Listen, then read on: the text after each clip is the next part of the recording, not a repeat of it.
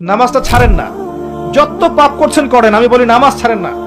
ইনশাআল্লাহ একদিন নামাজই আপনাকে পাপ থেকে বের করে আনবে ইনশাআল্লাহ।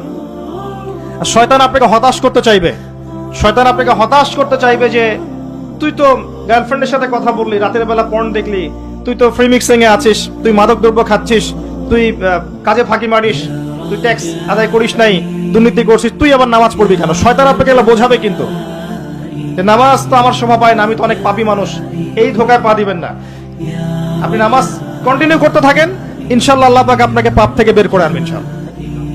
ওই নামাজটা যদি ছেড়ে দেন তাহলে আর কোনো হাতিয়ার বাকি থাকবে না। আর আপনি যত পাপ করেন না কেন মায়ুস হবেন না, মন ছোট করবেন না।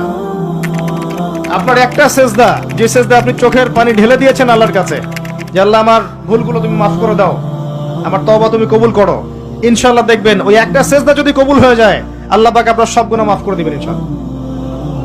হতাশ হবেন না। শয়তান হতাশ করতে চাইবে মানুষকে, শয়তান মানুষকে হতাশ করতে চাইবে।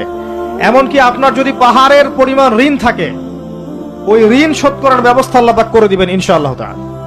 হতাশ হবেন না, নামাজ ছাড়েন না।